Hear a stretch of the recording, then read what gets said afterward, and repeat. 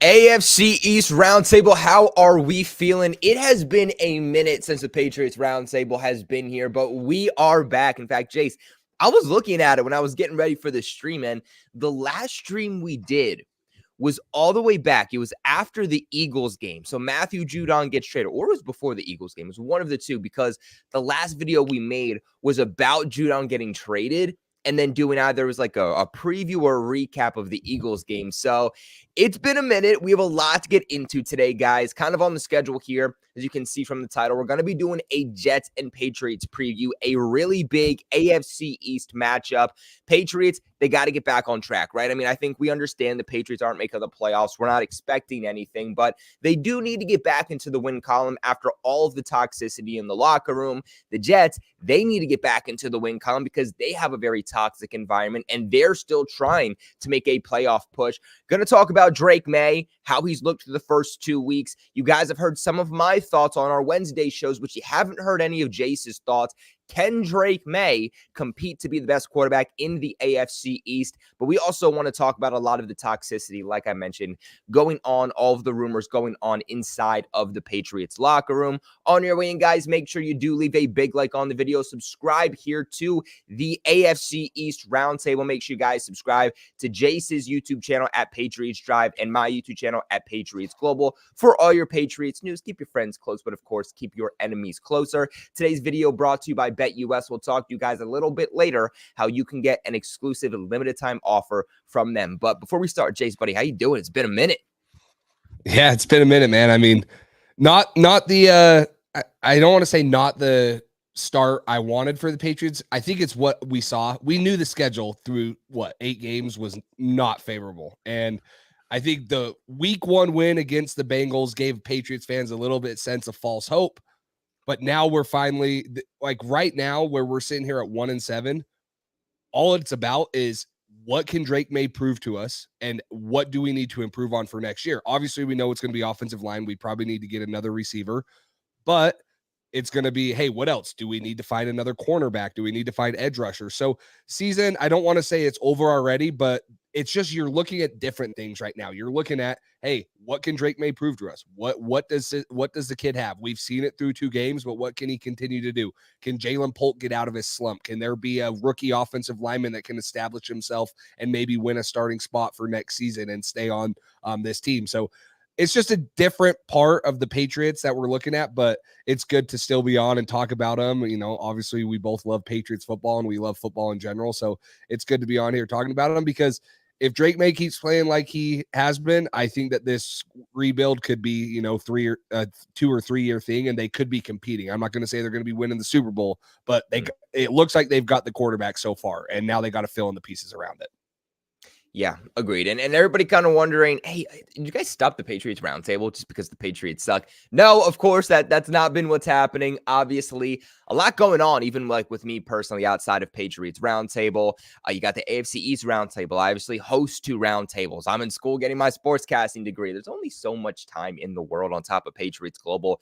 Jace, too. I mean, Jace, you coach, bro. Like, you're traveling like the NFL players do on a weekly basis. So, like, I think I'm busy, dude. Like, you're on a different internal clock every other week. So I can only imagine how bad you're dealing with. What positions do you coach, by the way? I do linebackers, so inside linebackers. Well, I guess I should say inside and outside. In our scheme, we're a 4-3. So I do inside backers, and then I help with special teams a bunch, punt and punt return mostly. Kind of split it up. The coach that I'm under is the coordinator for punt and punt return. So get to do a little bit of special teams work there and stuff. But defensively, it is inside linebackers, inside outside backers. So Jace, from what I'm hearing, you're exactly what the Patriots need. So if anything, we need to get you down to Foxborough and start coaching up these linebackers, because that's probably like one of the weakest areas I'll take it now, dude. Jace will take the veteran minimum. You don't even got to pay him a lot. Just give him something. Like, he'll take it. But shout out to everybody in the chat. I'll be there. Yeah, he'll be there, man. He'll be there. But shout out to everybody in the chat. I know this was a little bit of a later stream. We're going to try to get back to a little bit more of a consistent rate, especially when the offseason comes. It'll be a lot easier, which I think Patriots fans will be more interested in the offseason anyway. But shout out to Ashton. Shout out to Danny. Shout out to Joe. Shout out to JD the Great says, what's up, Colby? Happy birthday, man. I appreciate that. But yeah, I mean, JD the Great, literally, no pun intended, one of the best Dolphins fans I've ever met. So shout out to JD. Jonathan coming in, showing some love too. We really, really, really appreciate you guys. But I first here kind of want to touch upon what is most recently happening with New England. And I know some Patriots fans want to hear about it. Some Patriots fans don't, but I definitely want to hear Jace's thoughts because I haven't heard his thoughts on the situation yet. But, you know, when Jerod Mayo came in, there were a lot of questions on what type of head coach he was going to be, because there's different types of head coaches. You know, there's guys who sit back, they're CEOs. They basically try to build kind of the atmosphere, the culture. They bring everybody together. The way that I see it, you have like your Dan Campbells. Then you also have more of your X's and O's guys, kind of like your Bill Belichick's, who get themselves into the game plan. They're hands-on with the game plan. They call plays. Which one of those guys was Jerod Mayo going to be? And I think right now we're still trying to figure out what he's going to be. It sounded like he was going to be more of that CEO, the guy who tries to set the culture, like a Dan Campbell, which I wasn't necessarily against. But the things he's saying, I feel like every single week are very contradicting to things we've heard prior. And right now, the culture is what is probably the most controversial aspect right now of the New England Patriots. I mean, you have these veteran players coming out basically saying that these younger guys are not disciplined. They aren't eating correctly. They have high egos. Then you have these younger players going out, posting on social media, basically the entire wide receiver core coming out and posting on social media. And then you have the couple veterans, actually the only veteran you have at this point with Kendrick Bourne coming out and saying, you know, like, yeah, these guys, like, they got to get right. They got to be better about it because, you know, DeMario Douglas going out, showing some frustration on the field, which, you know, he kind of addressed it. He apologized for it. So I don't necessarily group him in too much, but maybe not eating the way that he should too, which led to some food poisoning, which kept him out in that game against London. Then you have Tyquan Thornton going out and posting on Instagram, Jalen Polk going out and posting on Instagram, now is in this mental funk, goes out and says he has the best hands in the National Football League, and then goes out against London and probably has the worst game of his entire football career. So what do you make of the entire dysfunction going on within the Patriots locker room? And what are your thoughts so far about Jerod Mayo and Greg Bedard coming out just this past weekend saying that Jerod Mayo, he's not guaranteed a second season if the Patriots keep playing this way? I don't know how much I believe Bedard's report saying that he's not guaranteed. I mean, could Robert Kraft do it? He very well could. I mean, you know, Robert Kraft is desperate to win and he's all on the Drake Maye train and stuff. So could he make that? Yeah, he could. But also Jerod Mayo was like Robert Kraft's hire. That was the guy that they had pinned down. They wanted him. And so Jerod Mayo is Robert Kraft's dude. To talk about the toxicity, I've always not been a fan of the way Jerod Mayo has handled the media. I don't think he handles them well. I think he's trying to be so different from Bill Belichick that he's trying to give them answers, but he's not giving them the correct answers. And I'm not saying he's giving them too much or too little.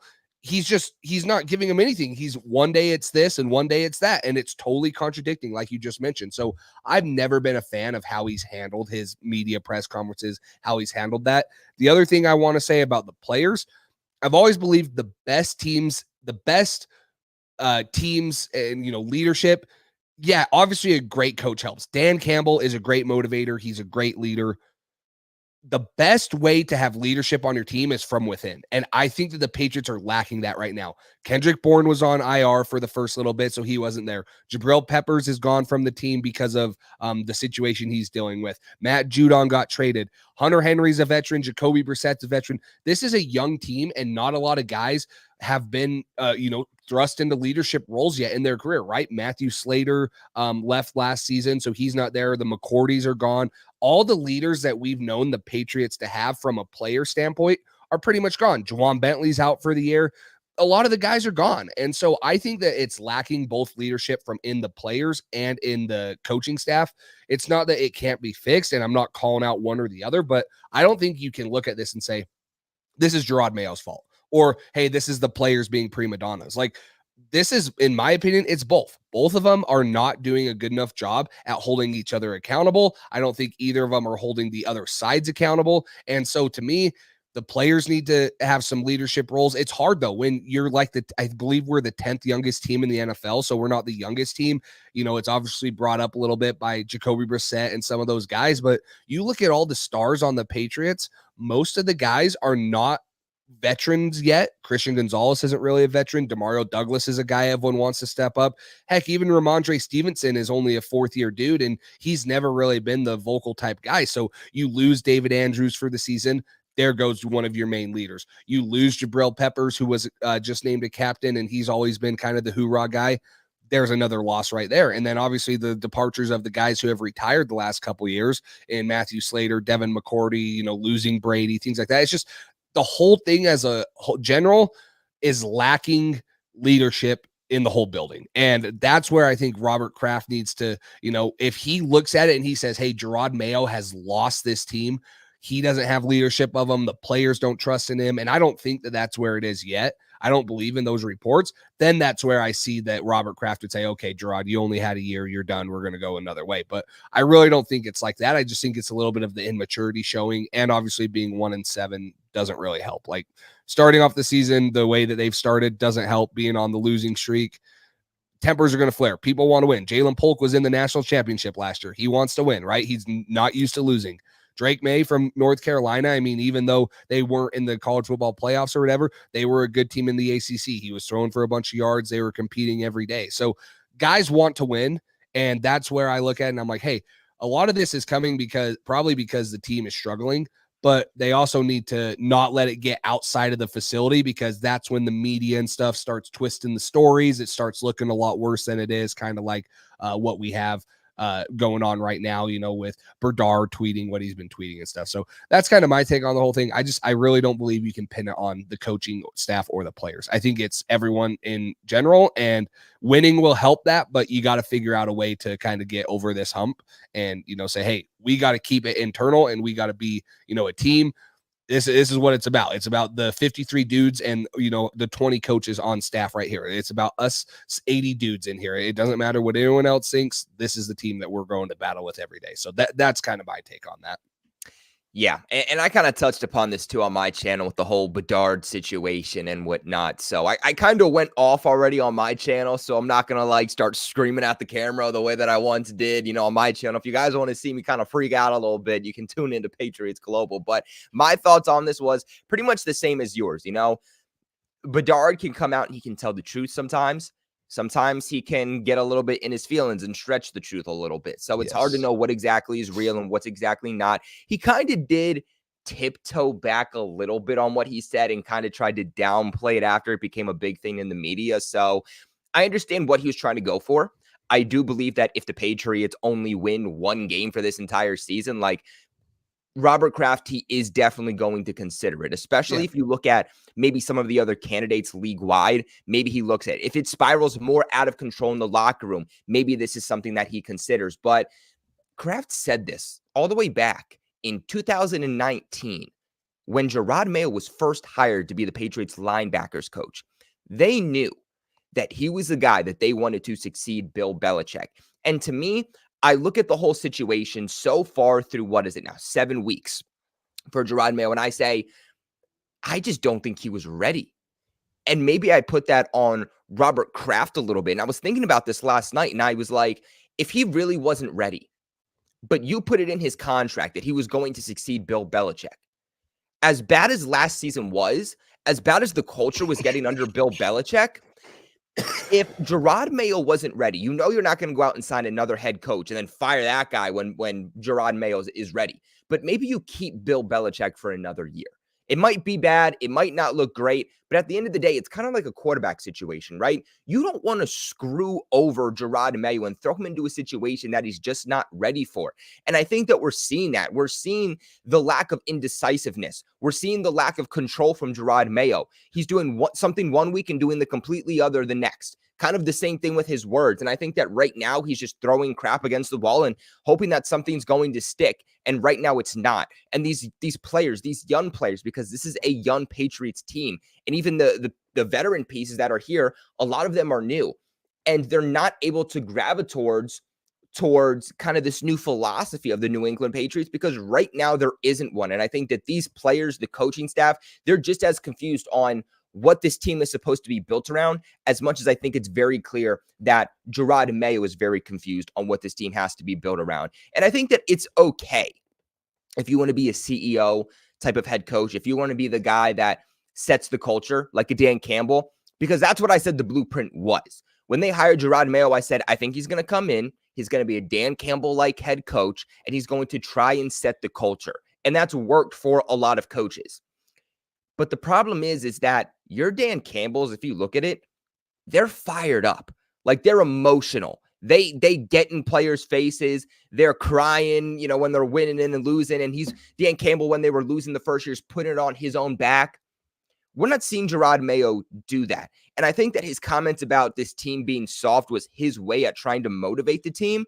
But it's like every single time the camera pans over to Jerod Mayo on the sidelines during games, dude's just standing there with like just a smug face. He's not doing anything. He's not hype. He's not getting emotional. He's not trying to talk to players on the sidelines. He's not doing anything. So if you're not going to be an X's and O's coach, you're not going to implement the game plan. You're not going to be there in the rooms every single week trying to get your teams ready from an X's and O's standpoint. Then you better be able to set the culture. And right now, he's not doing that. I just look at Jerod Mayo when I say, again, are you ready to be a head coach? And I'm trying to find a way to not say it like I'm a dickhead, for lack of better words. But I don't think there's a better way to say it.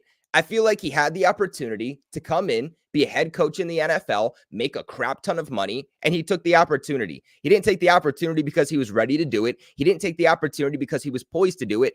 I feel like he saw this as more of a resume builder and something to put on his resume that he accomplished something throughout his life other than just being a player. And it was another chance for him to make money. Because right now, I just don't see him taking control of this team in any way, shape, or form. And to me, that's what's frustrating. And again, like you alluded to, it's not about the Patriots winning right now, right? We didn't expect them to. This is one of the worst rosters in the NFL. The problem and the reason we're going off about Mayo isn't because of the lack of winning. Dan Campbell, their first year, they won 3 or 4 games. His second year, they won like 8 or 9 games. They just missed the playoffs. But that first half of the season was very reminiscent to their first season. The second half of the season is when they turned it on. They got the momentum. They then took that momentum from the second half of 2022, took it into 2023, and had the second best record in the NFL and should have went to the Super Bowl. And now look at them. They're the favorites to go to the Super Bowl this year for the NFC. So again, it doesn't come down to the fact that we're having these feelings because Jerod Mayo isn't winning, but it's because Mayo believes in fixing your mistakes. Mistakes are okay as long as you learn from them. And right now, they're not doing that. They're getting worse and worse as each week goes on. And it's even the little things too, where you're looking at time management. You're looking at the timeouts. You're looking at how he's constructing this team. Even the controversial, they're down by, 9 points. And they go for the 2-point conversion when most people say that you should kick the field goal there and then go for the 2-point conversion later on. It's just the X's and O's standpoint, the situational football for Jerod Mayo that you're questioning too. So again, I'm not going to freak out yet. I also do believe he's going to be here next year. With how confident Robert Kraft was saying that, he feels just as confident about the Jerod Mayo hiring as he did the Bill Belichick hiring. He's not going anywhere. Now, maybe if next year, halfway through the season, they still look this bad, then he gets fired during the season. But I still think he's going to be here at the very least week 1 of 2025. And for me, I'm just looking at this team making progress now as each week goes on. Because again, if you want to be a CEO type coach, that's fine, but you better find a way to motivate your players. For me, Jace, the way that I see this, and I said this, I think like Monday or Tuesday on my channel, was I think this team's too young. And I'm not just talking about too young from a player standpoint, but I mean too young, too new from a team standpoint. You look at it, it's Elliott Wolf, who's your general manager. This is the first time he's really doing this in his NFL career, like full-time taking over for a team. He's more so been like a behind-the-scenes assistant type role. You have Jerod Mayo, a first-year head coach. He's the second youngest head coach in the NFL. You have a first-year defensive coordinator in DeMarcus Covington. You have a first-year full-time play caller at offensive coordinator in Alex Van Pelt, and a completely new offensive coaching staff. There are so many young pieces to where I say, I understand the idea on what this team was trying to do in getting younger, but if Jerod Mayo wasn't ready and he was this young and this raw and he had so much to learn, maybe instead of going so many new routes, Jerod Mayo should have gotten a veteran defensive coordinator and a veteran offensive coordinator so that he could still be a CEO and he could still try to motivate his players and be the type of coach he wants to. He can learn as each week goes on and adapt. But now you're not having to learn and adapt from every single avenue because you have these young players trying to learn and adapt. You have Jerod Mayo, your head coach, trying to learn and adapt. You have your general manager trying to learn and adapt. Your offensive coordinator and defensive coordinator doing the same thing. And I think right now it's just a lot of young pieces and a lot of really hard growing pains. And so I don't know how you feel about that, but I think you look at with this team moving forward, Jerod Mayo stays, but do you think that Alex Van Pelt and DeMarcus Covington stay? Well, see, I look at Alex Van Pelt and I say that was the hire for me. That was the veteran on staff, right? This dude, yeah, he hasn't been an offensive play caller. The dude's been pretty much everywhere, and he's coached some dang good quarterbacks. He's been with the Bucks. He's been with the Packers. He's been with Cleveland, Cincinnati. He's been a lot of places. He was a great quarterback himself. I kind of look at him as the guy, hey, this is the one that came in. He has all this experience. He's been at a bunch of different programs and with teams. He's the guy coming in. Now, I will say it is so unfair for us to sit here and say that Jerod Mayo is underachieving because, in my opinion, this team had zero expectations. And so I agree when everyone in the chat is talking about, hey, Dan Campbell, right? The first year they struggled. There are no expectations around this team. The Patriots could have went out and hired a bunch of a good, a coach. Say they hired Mike Vrabel. They could have hired him. That doesn't mean the team is going to be that much better, right? They still would have had the same guys. Would he have been a better motivator? Would he have more experience as a head coach? For sure. The team and the roster is the problem here. And so that's what I'm saying is if you can give Jerod Mayo another 2 or 3 years, he's got over $100 million in cap space. You're going to have 4 picks in the top 100 this year. You're on the rebuilding track, right? You can strike to trade for a receiver if you want, or you can draft O-lineman and build that up. And then you can see how it's building. So that's why I think it's super unfair of what we're saying about him. There's probably only 3 head coaches potentially next year that I would say, hey, if they're willing to come here, I would fire Jerod Mayo for. It would be Ben Johnson. It would be Bobby Slowick, who's the OC for the Texans. And those 2 guys are honestly just because of what they've done for their offenses. And I think they would be tremendous for Drake Maye. And the other one probably would be Mike Vrabel. But other than that, it's not a coaching issue, in my opinion. Could we see more emotion? Could he be better with the media? 100%. But this team is so bad on the roster and talent standpoint. That's where it has to start with. If Jerod Mayo in 2 or 3 years is still the same, he hasn't changed the culture, and we have better talent, we have an actual capable starting offensive line, we have a bunch of good receivers that aren't having drop issues, then I can get on board with that. But after 7 games, when we're sitting here at 1-6, and you're saying, "Oh man, maybe we should fire him," that's why I think the report from Greg Bedard was so dumb. It's like this team had no expectations. In my opinion, a good head coach was not going to take this team to 8 or 9 wins. They weren't going to make the playoffs with a good head coach.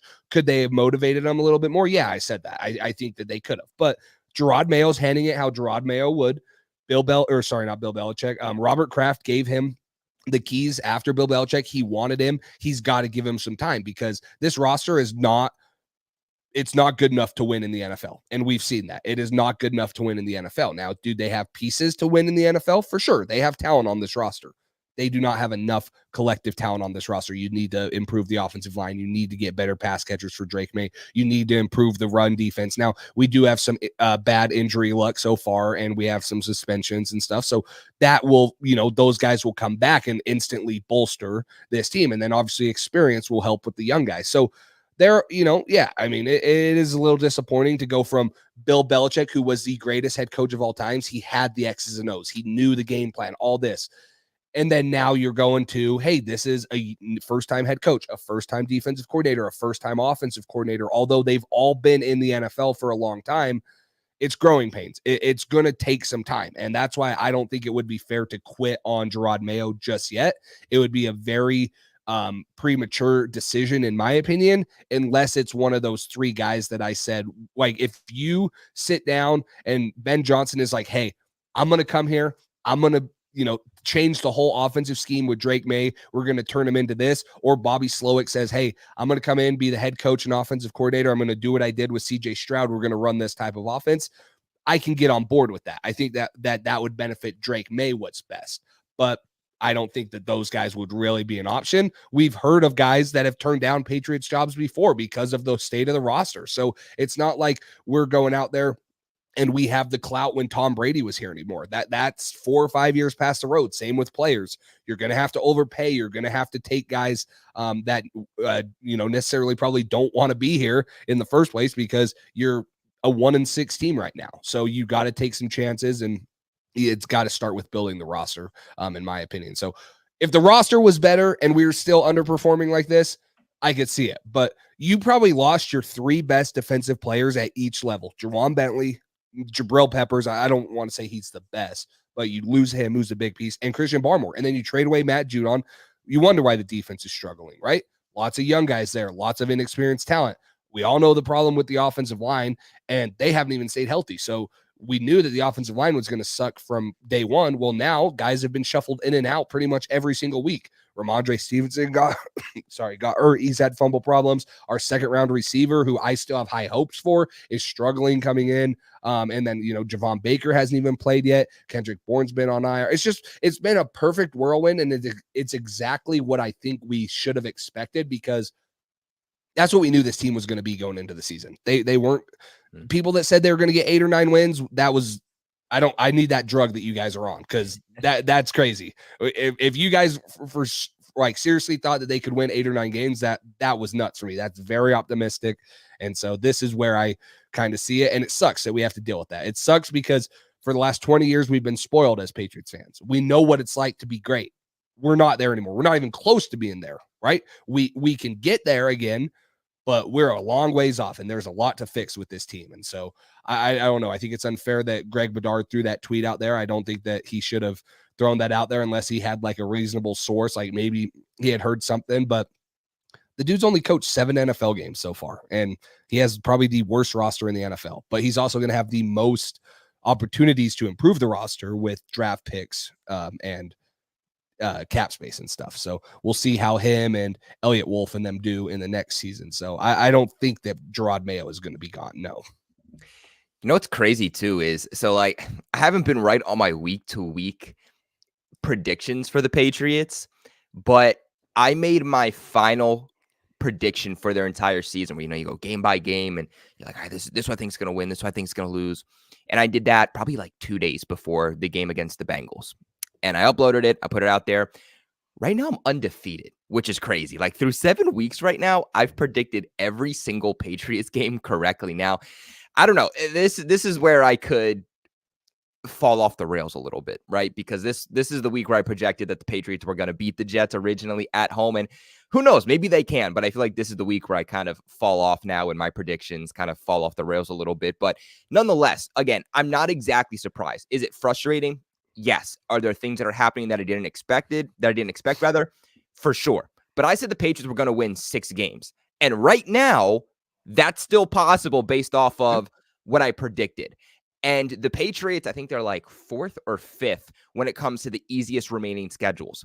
They have opponents that they can beat. And it's crazy to say that because TD says it's the best. It's hard to lose to the Patriots. And it's true because we beat ourselves a lot of the time. We put ourselves in these situations. But you play the Cardinals, who are wildly inconsistent. You play the Rams, wildly inconsistent. You play the Dolphins, who I really don't know what to make of the Dolphins. I'm not going to say anything about that team until we see Tua back, and can that kind of switch the dynamic back to what we've seen from them before. So, they're in a weird place. I'm not going to say anything about them, but you play the Colts, you play the Titans, you play the Chargers, who are inconsistent too and don't have a very overall talented roster. How many injuries are they going to deal with by the end of the season too? So there's definitely some winnable games. And for me, I said a good season, a successful season for the Patriots was one where we're just better than last year. Even if it's by margins, even if we're a 5-win team even if we're a 4-win team like we were last year, but we leave saying we have pieces that we can build around, okay, it's a successful season to me. If you hit on Drake Maye, it is a successful season to me. And so that still has the potential to be so. This still can be a successful season for the Patriots. It's just there's been a lot more toxicity than we expected, and it's been a very underwhelming overall result, whether we win or lose, than I think we expected. Especially because, like you alluded to earlier, Jace, you look at the first 2 weeks, you beat the Bengals. That was the largest projected deficit from week 1, and you beat them.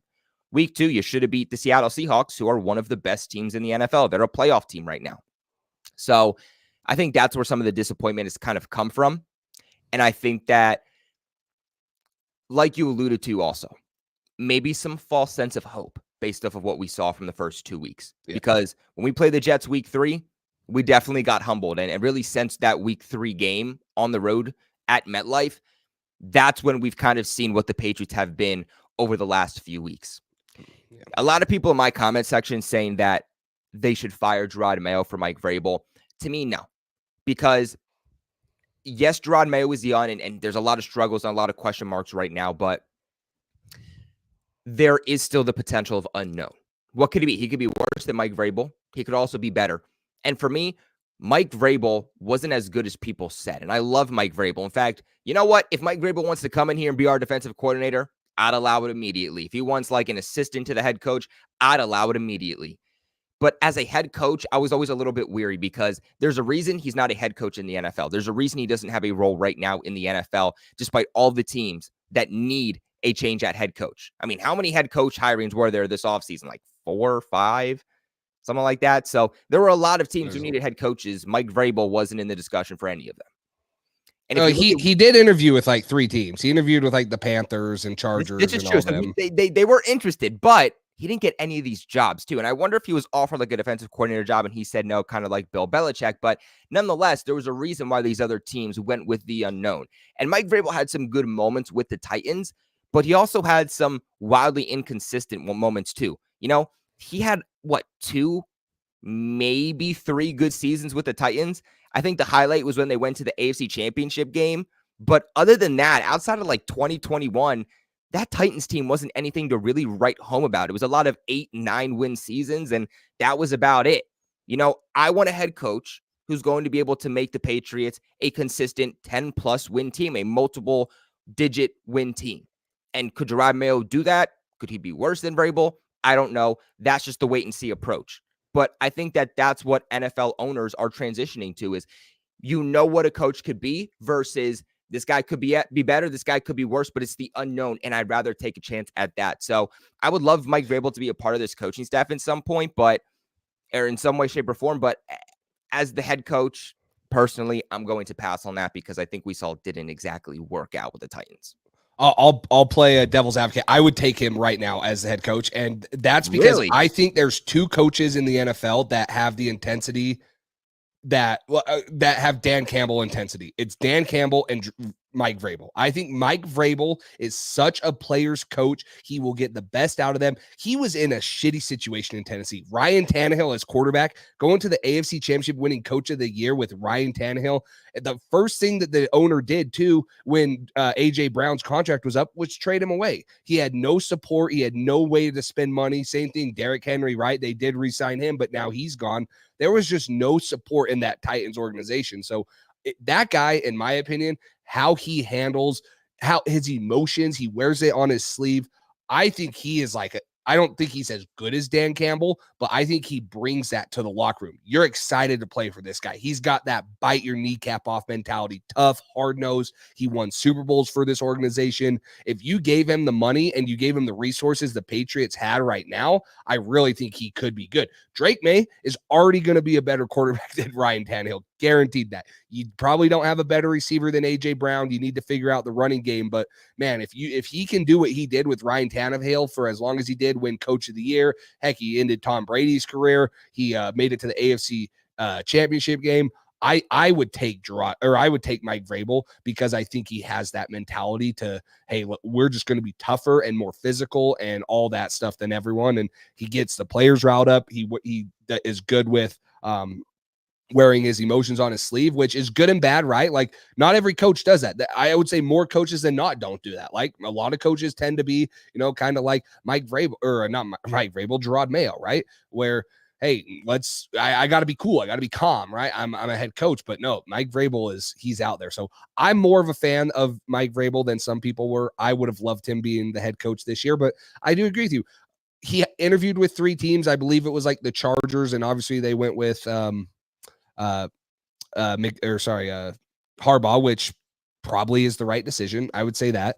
The Panthers took a shot in the dark and went with hiring Dave Canales, who was the OC for the Buccaneers. So, right, you're taking a young offensive-minded guy. So, I don't know. I think he will get head coaching job opportunities this year. I don't know if he'll take them, or I don't know who they'll get, but I would be a Mike Vrabel fan. He would be one of the on the short list of ones, like I mentioned, that I would say, okay, if he's willing to come here, I would probably step down from Jerod Mayo. But if it's not him, Bobby Slowick or Ben Johnson, I'm saying no, roll with Jerod Mayo, let him have his time and stuff like that. So those are the 3 guys, in my opinion, that I just think could come in and have an immediate impact on this roster. Ben Johnson, Bobby Slowick would come in and do wonders for the offense with Drake Maye. And then Mike Vrabel would come in and be that motivator that we haven't had in a while. Even Bill Belichick wasn't like that. He just was Bill Belichick. So it would be a little bit of a change up, but no, that's where I stand. I'm not saying you're wrong on him. I just, I like Vrabel a little bit more. I really do. I respect the crap out of that dude. Yeah, no, don't get me wrong. I love Vrabel. Vrabel is like a great guy in and out, whether he's been here in the organization, whether he's been a coach. Great guy. Great guy. But I don't know. Just for me, I feel like I know overall what he is at this point.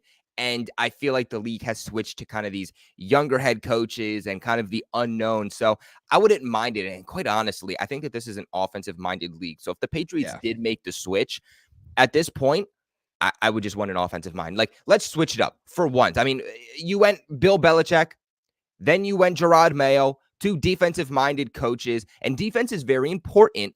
But the way that I see it, offense wins you games, defense wins you championships.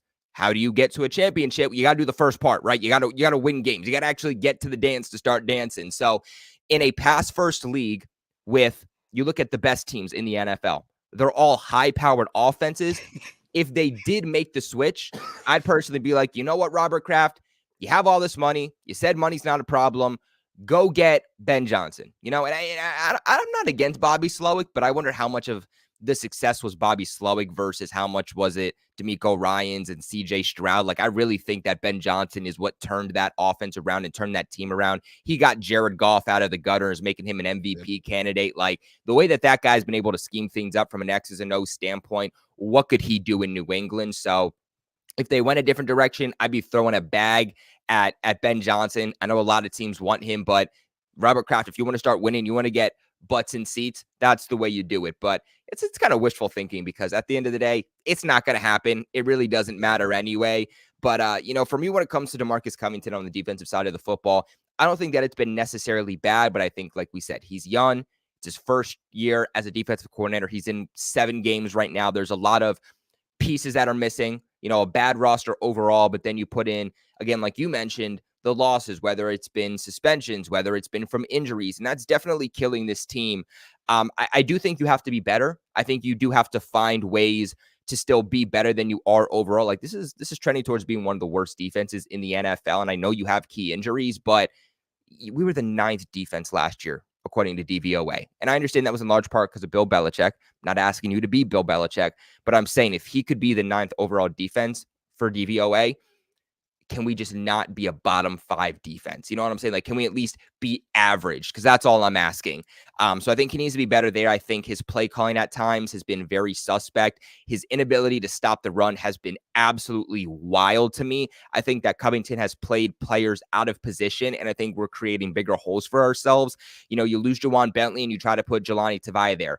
I think he's looking at it from too much of a black and white standpoint to where he says, all right, I lose my number one linebacker. So now I'm going to move my number two to my number one. It's like, no, you have to understand schematic fits and where do players play the best versus what are their weaknesses. And I think that's something he's not understanding. You want to put Jelani Tavai off the ball. You want to put him on the edge. You don't want to put him as your starting middle linebacker and be a Mike linebacker and have this guy playing in coverage. That's just not where he excels. And that's something that they've been doing with him. And you're making more holes for yourselves, right? By putting players out of positions and putting players in positions that they're not going to succeed.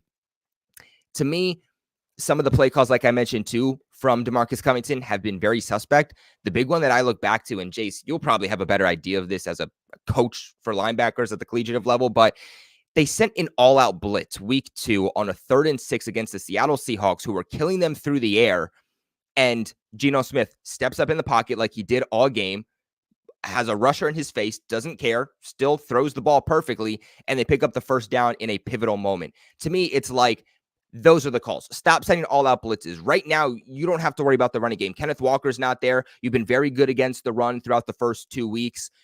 Worry about DK Metcalf. Worry about the guys that are burning you here in the secondary, and you send out an all-out blitz on a 3rd and 6. Like, it's play calls like that where it's just not good situational football. And it's kind of was the same thing offensively.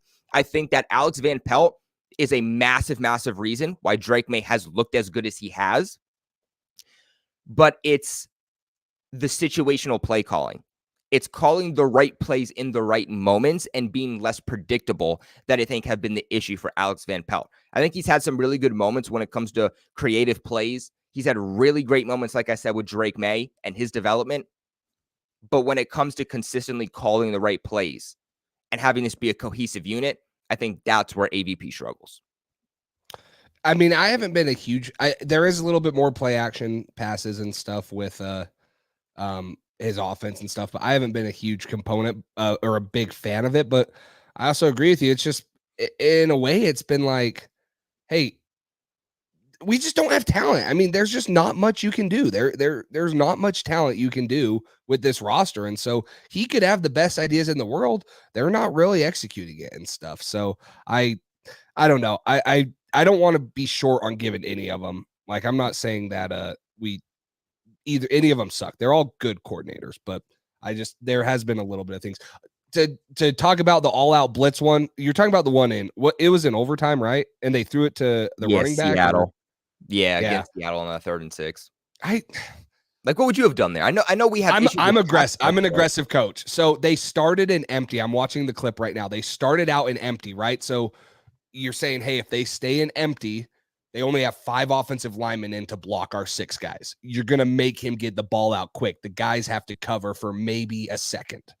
Problem is they brought Charbonnet back in and they ran him across the formation, which made it even harder for the guy playing man coverage to get him. So honestly, I tip my hat to Seattle for recognizing that, and that's what you get with a veteran quarterback in Geno Smith. I don't mind being aggressive like that, right? I mean, you're like, hey, let's send the house and see if we can get to him. You know, the ball's got to come out, and maybe Christian Gonzalez or someone will have a play, but it bites you in the butt like that. So that one doesn't bug me as much. I see what they were trying to do and why they did it, and I think it was just a really good play by the Seattle Seahawks and, you know, them noticing it and stuff. But that's, you know, a whole different story to get into talking about that. I'll say one last thing about the Patriots coaching thing, and then let's move on to Drake Maye and kind of some score prediction stuff people are talking about in here. If I am Bobby Slowick or Ben Johnson and I'm looking to be a head coach, obviously we don't know who's going to get fired yet. Some of the names on the hot seat that people are talking about, Mike McCarthy, Dallas, that's going to be an attractive spot no matter who you are, right? People are going to want to go there. The Saints, I don't know how attractive that spot is. Derek Carr's getting older. They don't really have much to work with. I don't see the Bengals firing Zach Taylor after the start that they've had, but someone has them listed. The Browns, Kevin Stefanski could get fired, but they have $100 million dead cap in Deshaun Watson. The Jaguars, maybe they fired Doug Peterson. I don't think that that's a very attractive spot. Trevor Lawrence hasn't really improved for the last 3 years. The Eagles could be interesting, right? If they continue to struggle and maybe flake out early, but they could just go hire Bill Belichick. And then the Giants is another one if they fire Dable. So for me, it's like, hey, if you're an offensive coach and Drake Maye continues to shine, why would Ben Johnson not want to come here? Or why would Bobby Slowick not want to come here if they had an opportunity to? $132 million in cap space, most likely a top 5 pick to go get an offensive lineman or to go get a receiver to help Drake Maye, and one of the young, bright stars at quarterback in the league, and an owner that is so supportive that you will probably never be told no. If you can come in and they'll be like, hey, I'll change this culture. I'll change this to an offensive program. Robert Kraft would say, okay, here's a blank check. You go do what you need to do. You have all the support from ownership in New England. So I get it. I get why Brandon Ayuk didn't want to come here. I mean, it still is a head scratcher to me, but if Drake Maye continues to progress, this could be a very attractive job for a guy like Ben Johnson. And like I said, I don't know if they would go out and get him and if they would give up on Jerod Mayo, but I think this would be a lot more attractive job after week 18 if Drake Maye continues to develop and all of a sudden you're like, holy crap, Drake Maye, a chance at a top 5 pick and $132 million in cap space to go improve the roster. I don't know many coaches that would say no to that because you could put your stamp on this team real quick. So that's the last thing I'll say about the coaches and stuff. But I think this could be an attractive job offer for some if they were to move on from Mayo. I still don't think they will, but if they were, it could be a hot one. Yeah, I definitely agree with that. But guys, before we get into the Drake Maye talk and of course the preview for the Jets, real quick, I do want to give a massive shout out to the sponsors of this channel. That is BetUS. You guys know BetUS. We talk about BetUS every single week. We love BetUS. We exclusively only use BetUS for a reason, and that's because they're the best damn sportsbook on the platform. Right now, when you guys sign up and you use the promo code that you see on the screen, YouTube150, that is YouTube150, you guys will get a limited time exclusive offer of a 150% sign-up bonus on your first deposit, followed by 125% sign-up bonus on your next 2 deposits, all the way up to $2,000. That is a deal, guys, on your first 3 deposits. BetUS can also give you a 200% crypto deposit bonus. They can also give you a 10% back on your net losses twice a year, which is absolutely crazy because sportsbooks, they usually are trying to take your money. They're not trying to take care of you. BetUS, they're changing what it means to be a sportsbook. They're actually trying to help you. They're taking care of you. They're taking care of your money and making sure that they do everything possible to make sure that you are not losing your money. They can even give you your very own personalized account manager. What I love about BetUS too is just the variety that they have. Not only can you bet on NFL games, but I think Patriots fans are more interested in the draft. Let's be honest, they're probably more interested in the draft at this point. And you can bet on NFL futures with BetUS. One of the cool things that you can bet on right now, Jace, get this. Travis Hunter, is he going to be a wide receiver or a cornerback in the NFL? You can literally bet that right now on BetUS. It's crazy. You can also bet on college football, basketball, baseball, horse racing, MMA, entertainment. You can even bet on politics. And I'm the least political person, but if you're like, hey, I love this candidate over the other, I think they're going to win, you can bet on that with BetUS. It's absolutely crazy. But guys, please play smart. Please play smart. Please play responsible. Never bet more than you can afford to lose. If somebody you know or love is dealing with an issue, please reach out and get that proper help that you need. In fact, if you go to BetUS's website, they have a page dedicated and getting that help that you need. But guys, have a little bit of extra fun this football season. Remember that supporting the sponsors that support the channel directly supports everybody at Roundtable Sports and all of the guys here on the AFC East Roundtable. But Jace, let's get back into this. Let me find the proper. There we go. Let's get back into this and let's talk about Drake Maye a little bit because Drake Maye comes in. It was a little bit controversial on where they were starting him. I didn't love where they were starting him, but I understood Jacoby Brissett. The reason you brought him in was to make the correct reads, play smart football, wait till Drake Maye's ready, and he just wasn't being that guy. Like, he was just getting worse and worse as each week was going on, and he was a liability. And, you know, we're talking about losing the locker room, and I think that these guys would have been even more upset, and you probably would have lost the locker room even more if you continue to play Jacoby Brissett, because these guys know we want to win. And the big reason we're losing is because at the most important position in football, you're playing the worst quarterback rather than the best quarterback. So they make that switch. They go against the Houston Texans. The Patriots that week had the 6th offensive line combination in 6 weeks.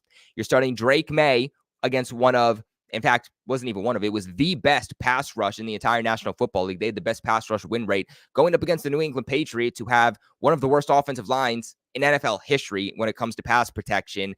And Drake Maye balls out. He does the same thing against the Jags. What are your thoughts so far of Drake Maye? Like we see on the title, can Drake Maye be the best quarterback in the AFC East? Yeah. First thing, Green Truth Dave. I was talking about Bobby Slowick or Ben Johnson coming as the head coach. I know they're not going to come as OC only. I mean, they're already OCs for two of the best offenses in the NFL. So to clear that up, I was talking about them coming over as head coaches. But talking about Drake Maye, he can 100% be the best quarterback in the AFC East. He could be the best quarterback in the AFC. Now, that is high praise, and that's if he hits his ceiling. But if you look at him, everything he's done so far, strong arm, he's made good reads, he's stood up in the pocket, and he's made extended plays with his runs. I've said this since he got drafted. His full potential, if he reaches it, is Josh Allen. And Johnny just said it in the chat.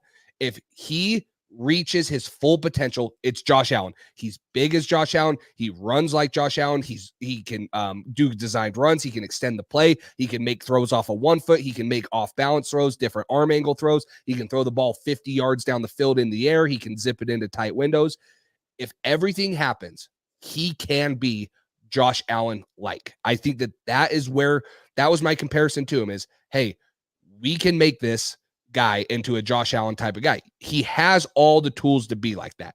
He's gifted. He's been very good. I think that even given the time that he's had and the pressure and the problems he's had with the receiving core, he's been great. He's looked good. There have been a couple rookie mistakes, 1,000%. Made a couple bad throws, feet weren't set, off target, a couple interceptions. No doubt about it. But even CJ Stroud had problems like that last year. It was few and far in between. But this is a 22-year-old guy. He was the second youngest quarterback in the NFL draft.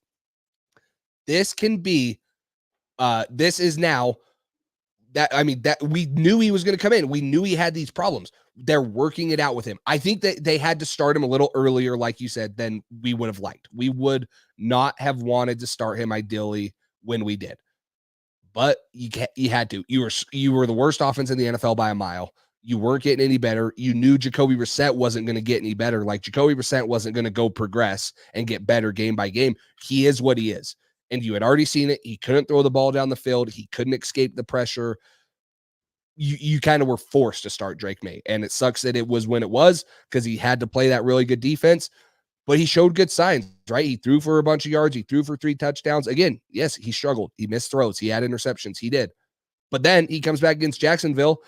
First 2 drives is the most exciting drives we've had of the Patriots all season. And then they kind of slow down after that. But man, he's looked every bit as advertised, and he's going to continue to get better. His footwork in the pocket will get better. His decision-making will get better. Hopefully his receivers and offensive line get better. But yeah, it is going to be very fun to watch the progression of Drake Maye through these next, 10, 12 weeks. I'm really excited to see where he gets to because he's going to have a lot on his shoulders, and I hope it doesn't ruin him.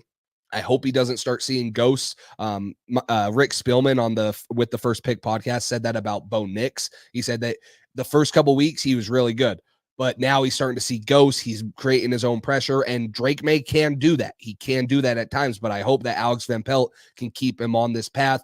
Jacoby Brissett can keep him on this path. He can continue to develop and grow and stuff, but I've loved what I've seen so far out of him.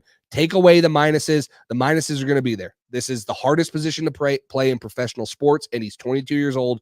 It's going to happen. Things are going to happen. You hope that it's few and far in between, and so far it has been, but I've seen progression week to week, and I'm excited to see what he can do this week against a really good Jets defense. This is a good Jets defense. They have good pass rushers. They have great corners. They have good linebackers. I'm excited to see what he can do against these guys. Yeah, you look at Drake Maye coming in, and this is going to be his 3rd start in his NFL career, and he's gone up against some rough defenses. Jace, I don't know what you would think, but there's been some speculation. Is this the hardest defense he's gone up against?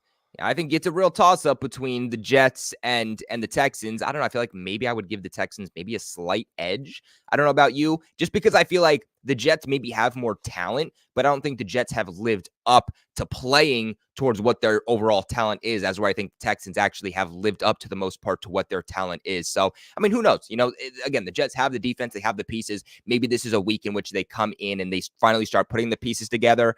The Patriots would be the team they do it against too, of course. But Hassan Reddick is playing this week too. So, and it's his first game back. So is he going to be full go, or is he going to be a slight liability? There are those questions too. So right now I would definitely give a slight edge to the Texans, but I could see where you would make that debate. Nonetheless, he's going up against tough defenses, and that Jags team, they have a bad secondary, but they have some good linebackers.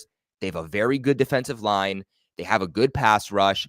Am I saying that it's a top 5 defense? No, but that defensive line going up against a Patriots offensive line, which last week was the 7th offensive line combination, this week against the Jets is supposed to now projected be, from what's reported, their 8th offensive line combination. That's been a new offensive line combination every single week so far. And I think you hit on it perfectly. Like, do we know what Drake Maye is yet?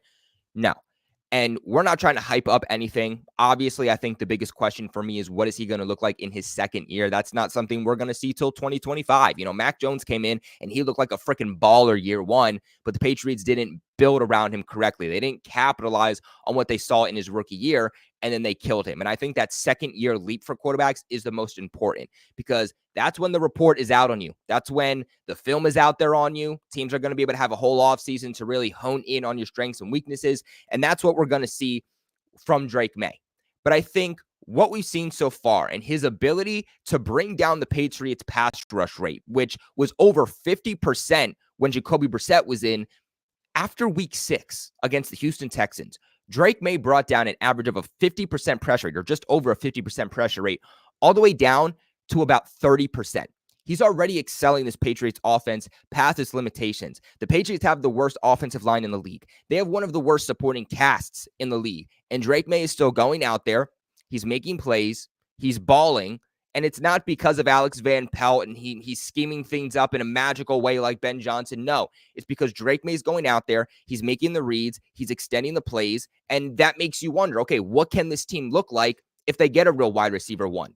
What can this team look like when they start giving Drake Maye designed runs, which they really haven't done so far through 2 weeks, and make him that dual threat quarterback that we saw coming out of the draft? What can he look like when he has a good offensive line that can keep him protected? Because Drake May's actually been pretty good against the blitz. Like, he's been able to stand there in the pocket and make plays against the blitz. But just like any quarterback, when he gets blitzed, he's not as good versus when he has a clean pocket. When he has a clean pocket, he has like 104 point something overall quarterback rating.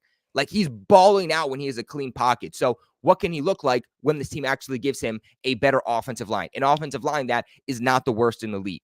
In fact, right now, Drake Maye is on pace to throw 30 passing touchdowns in just 12 games. Right now, through 8 quarters of football, Drake Maye has 1 less passing touchdown. And let's keep in mind, too, with a worse offensive group than all of these players, too, has 1 less passing touchdown than Patrick Mahomes, Justin Herbert, Jalen Hurts, Jaden Daniels, Daniel Jones, and Geno Smith. I think that says a lot. In fact, there are only 2 quarterbacks since the merger, according to CBS, to have a 500-plus pass yards and 5 passing touchdowns through their first 2 career starts. Jace, do you know who those 2 quarterbacks are? Yeah, it was Drake Maye and Dan Marino. Sorry, Dan Marino. Yep. Drake Maye and Dan Marino. I asked this on the AFC East Roundtable the other day, and it took them like 5 minutes to figure it out. But yeah, you're right. It's Drake Maye and it's Dan Marino. And you can see some of those comparisons. And I'm not trying to say that Drake Maye is one of the greatest quarterbacks of all time now, but you're seeing the potential and what he can be, that he can easily be a top 10 quarterback in the NFL. Going back to what I said, too, about excelling the offense past its limitations, when Jacoby Brissett was the quarterback from weeks 1 to 5, the Patriots had 7 plays of 20-plus passing plays, or 20-plus passing yards in the air. That ranked 30th out of 32 teams in the NFL. So they weren't getting the ball down the field. They weren't even attempting to get the ball down the field. Drake Maye, through 2 weeks, so from week 6 to 7, the Patriots are now ranked 7th out of 32 teams in the NFL. Drake Maye's pushing the ball down the field. He's making defenses respect him over the top. And strangely, which I don't understand this, the Patriots' running game since Drake Maye's taken over has been significantly worse. And I don't think that's on him.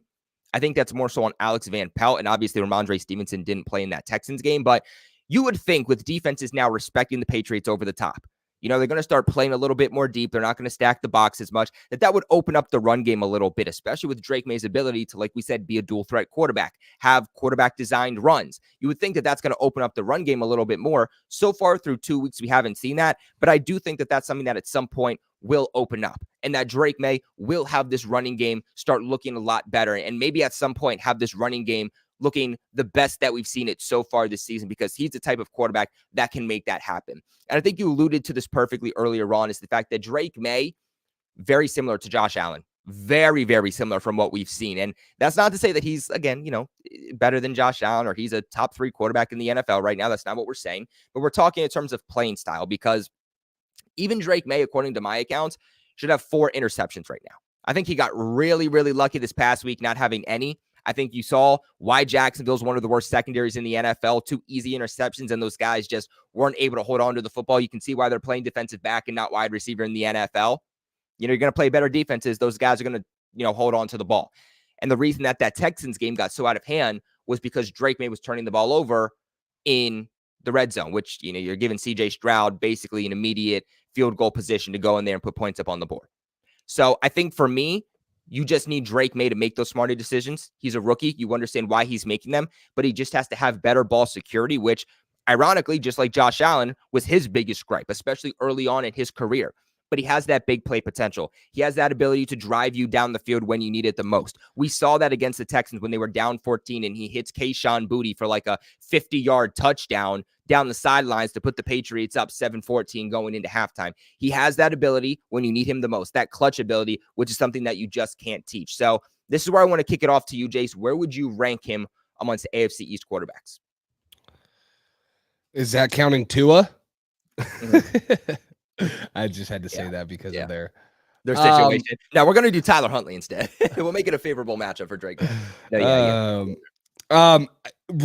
At this second, like right now, I got to put him at 4th, and it sucks for me to say that.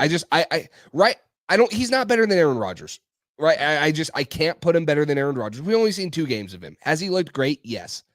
He's not better than Tua. Now, if you were to ask me who's going to be the best quarterback in 3 years, it's going to be Drake Maye, I think, or him and Josh Allen. The ceiling for Drake Maye, even after this year, like you could give this 10 more games and Drake Maye could be better than Aaron Rodgers and Tua Tagovailoa. Right now, I really just don't think that you can say he's one of the best quarterbacks in there. He's still been making some rookie mistakes and stuff, but that doesn't mean I'm down on him. And that doesn't mean that I don't think he's a good quarterback. I think he's great. I just think he's played in 2 games. You probably can't put him above Aaron Rodgers.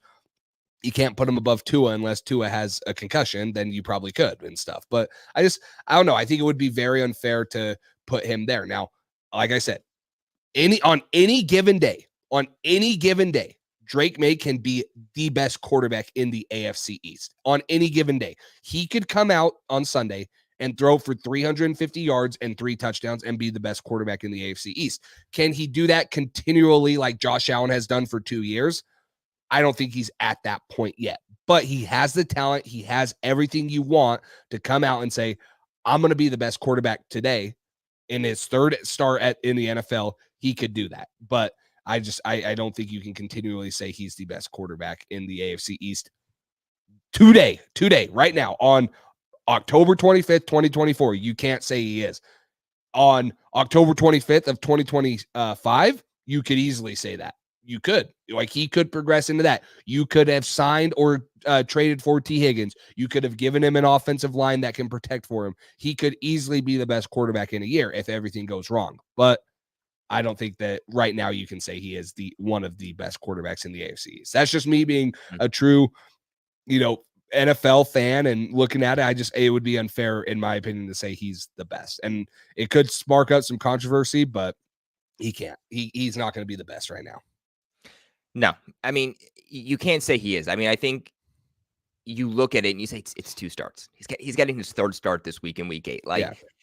Do you see the potential for Drake Maye to be able to be a top 10 quarterback in the NFL? Easily. I see it to be a top 5. 100%. Exactly. He could even be top 5 easily. And if you're going to try to say that through 2 weeks with the supporting cast he has, the defense he's gone against, and what he's still been able to do, that he doesn't have the potential to be top 10, top 5 quarterback, you're absolutely delusional, and you're just hitting on the Patriots. But right now, we can't say that he's a top 10 quarterback because it's only been 2 games. You have to see more consistency before you confidently say that he is a top 10 or top 5 quarterback. Right now, he's probably like 20th, 22nd best quarterback in the NFL. I would confidently give him that through 2 weeks. But he can rise up the charts as he gets, more starts. Yeah. But you can't make that type of comment based off of 1 start, based off of 2 starts. Yeah. But if he can continuously do this, you can see why he has the potential to be one of the best quarterbacks in the NFL. To me, I think I'm not saying he's a better quarterback overall. Again, I want to reiterate 2 starts. But I think we've seen him play better football than Aaron Rodgers so far this season. Now, I'm sure there's some context behind it, sure. But I think we've seen him play better football through 2 weeks than we've seen Aaron Rodgers play football so far. Aaron Rodgers has been very, very off and unexpectedly off this season. And I'm not here hating on the Jets or hating on Aaron Rodgers. Jets fans can, I think, understandably say, too, Aaron Rodgers has looked wonky. And maybe he needs a Devontae Adams to pop off, and that's what he needs. But, Aaron Rodgers has said this himself, that he's been off and he struggled this season. But I'm not going to say he's a better quarterback right now. Aaron Rodgers is a top 10 quarterback all time, easily. I'm not going to put Tua in the conversation right now either, just because, Tua's played 1.5 games this season. What is Tua right now? We don't know. We're going to figure that out when he comes back this week, but I can't really say anything about Tua because we don't know what Tua is right now. Again, he's played 1.5 games this season. Hasn't looked great when he did, but I'm not going to judge him off of 1.5 games this season. Then it comes to Josh Allen, who's playing arguably his best season of football so far. Josh Allen is the second best quarterback in the NFL. Literally, the guy we're comparing Drake Maye to is the second best quarterback in the NFL and is number 1 in the AFC East. I'll be really curious to see in 2025, 2026, what both of these guys look like. Can they go head to head? That's going to be a fun matchup.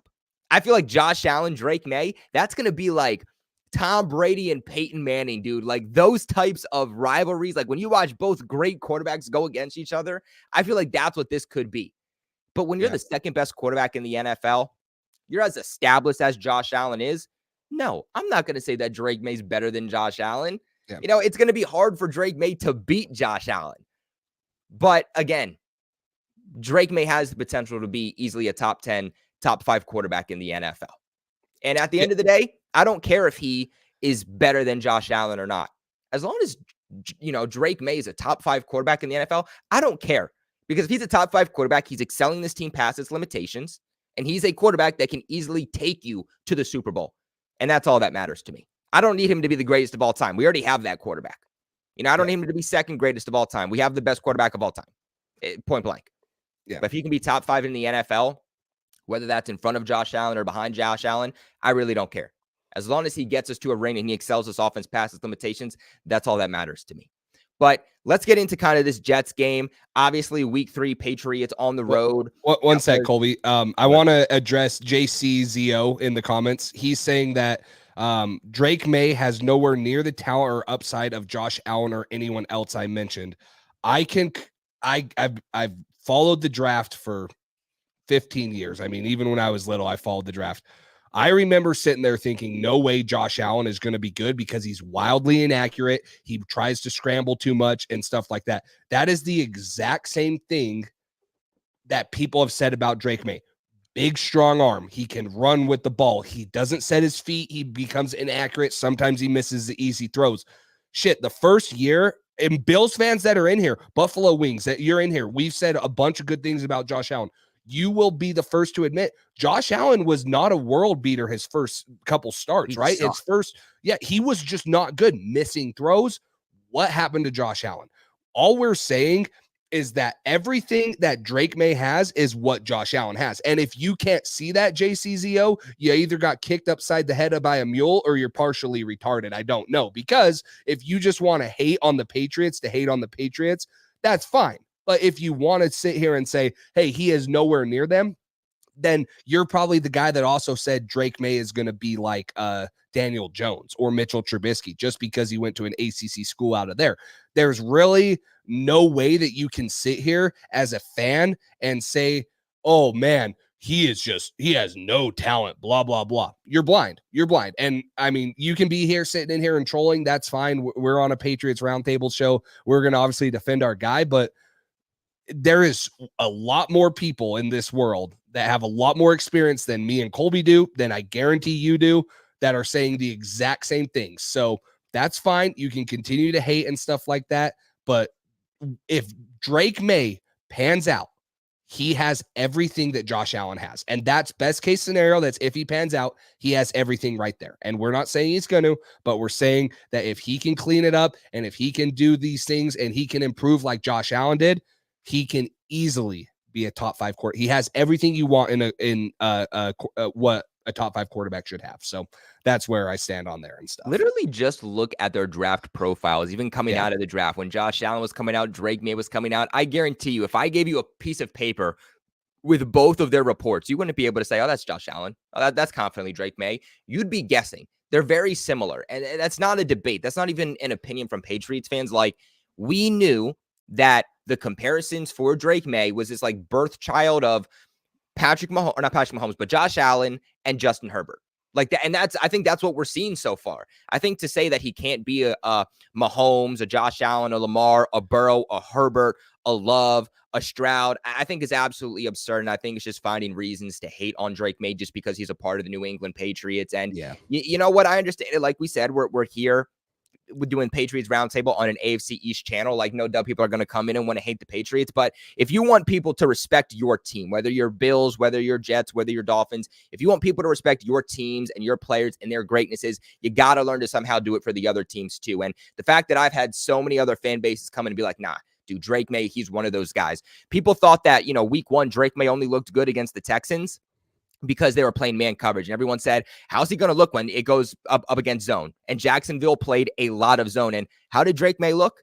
He balled out. Drake Maye picked apart both man and zone defenses throughout his first 2 starts. Slowing this guy down has been a problem for teams so far, no matter what look they're giving him. They're blitzing him. They're showing man. They're showing zone. And he's been able to pick apart defenses either way. And that's with a terrible offensive line. That's with a terrible supporting cast. Even last week, you had Demario Douglas, who's their number 1 receiver, the most explosive receiver, not play the majority of that game because he was dealing with food poisoning. And Drake Maye still found a way to put up 0 interceptions, still put up a passing touchdown, or 2 passing touchdowns. And not just that, put up more passing yards than he did the week prior. And that was, again, without his number 1 receiver. Against zone this past week against Jacksonville, he was 20 for 27, 213 yards, a touchdown, and a 109 overall passer rating. This guy has the accuracy. He has the arm strength. He has the mobility. Again, we're not saying he's the best quarterback in the AFC East. We're not saying he's top 5 or top 10 right now. But if you can't see why Drake Maye has the potential to be one of the top quarterbacks in the NFL, you're wild and you are not watching Patriots football. You're hating. What can this team look like when they actually build around him? What can he look like when they use $130 million in cap space this offseason? I'm just saying, like, it's a scary thought. And they have a lot of development to still go. Don't get us wrong. A lot of development to still go. Yeah. JCZO, last thing I'll say, because I really don't care about arguing with you anymore, because I can tell you just really don't know much. If you want, so Bucky Brooks, this was his, when he did his post-draft grades, he said the comparisons to Buffalo quarterbacks Josh Allen are real on NFL Draft Center when talking about Patriots selecting quarterback Drake Maye. The other thing you mentioned, Bryce Young, 5'10". Yeah, that's very comparable to a 6'4" Drake Maye. That's just tells me all I should know about what you're saying. Trubisky also, that dude did not have the arm strength that Drake Maye had and stuff. So that's fine. I mean, if you want to come out here and push your own agendas, that's fine. But if you just look at everything that Drake Maye has, the arm strength, the ability to step up in the pocket, the ability to run, the ability to create on your own, and yeah, it's very similar to the negatives he has too and stuff. But everything that you want in an NFL quarterback, guys that can throw it in tight windows, guys that can throw it down the field consistently and are really accurate, guys that can beat man coverage because they can throw the ball on time. It's, it's uncanny, and that's fine. Well, Jace, let's be one thing too. Like, let's put the caveat on this. When we're comparing Drake Maye to Josh Allen or Justin Herbert, we're not talking about the greatness. We're not saying that, oh my gosh, Drake Maye is immediately one of the best quarterbacks, because, we're talking about the success and the greatness of those players. We're talking about tendencies and playing style. We're talking about the way that these guys play football, not their aura, not their success level, just to make that clear and straight off the bat, because I feel like people are getting that confused. But that's the biggest thing I see when I start getting into draft and stuff, and we do live streams, mock drafts, is people like JCZO, they go off of gut feeling. My gut feeling is he's gonna suck. He's going to suck. My gut feeling, I don't want him to be good, blah, blah, blah. You can't go off your gut feeling. You can't scout the logo on the helmet. Just because he's from Alabama doesn't mean you can scout that and say he's going to be a first-round draft pick. Just because he has an ACC sticker on his helmet and he played for North Carolina doesn't mean you can compare him to Daniel Jones and Mitchell Trubisky. You can't do it. You got to look at how he plays football, what he has. Hey, he has a strong arm. He has the ability to run. Yeah, okay, I get it. 6'4" is irrelevant in the grand scheme of things. But when you're talking about body types, why do you think everyone compared Jaden Daniels to Lamar Jackson? Because he can run. He's similar in size. He's skinny. Same thing like that. It's just, you got to look at things like that. You got to. That's how it is for every single position. You got to look at comparisons. And I guarantee you, I've been in rooms with NFL scouts because they come through the college that I coach at, and they say, hey, well, this guy reminds me of so-and-so. And it's like, hey, you give a best and worst case scenario. Best case scenario, he's this guy. This is his ceiling. Worst case scenario, it's this guy. And it's pretty accurate. You know, you say, hey, if he reaches potential, it's here. And a lot of teams draft off of that. A lot of teams are going to say, hey, we're going to draft because if we can turn this guy into Josh Allen, then that's a bargain of a deal. And so that's how you got to scout. That's how you got to recruit. You can't go off of feeling. You can't go, oh man, I think this guy's not going to be good. I feel it in my stomach. There's been a lot of guys that the Jets and the Bills and the Dolphins have drafted that I wanted to hate just because they went to my rival team or because my team didn't get them. But in retrospect, I'm like, you know what? That dude's a freaking good football player. And if he turns out, he's going to be dang good. Breece Hall was one of them. Yeah, I was like, Breece Hall is going to be a freaking good football player. And it sucks that I have to watch him go against the Patriots twice. Same thing with Garrett Wilson. Same thing with Sauce Gardner. Dude, I would have loved to have Garrett Wilson. And same thing, you got drafted by the Jets. I'm like, well, that's great. You're going to have to guard him twice a year. And it's just the reality of it. That's how the NFL draft goes, and that's how scouting goes and stuff like that. So dude, it's just let's be honest. Like, let's just call a spade a spade. Let's be real here. The people that say that, you tell me you're a high schooler or a middle schooler without telling me you're a high school or middle schooler. You also know that they're in high school or middle school when their profile picture is like a picture of like a sports player. Like, you always know, like Jimmy Cass could come in here. Jimmy, bro, I appreciate you supporting the AFC East Roundtable, but I know that you're a high school or middle schooler based off of this alone. Jordan Travis versus Maye in 3 seasons.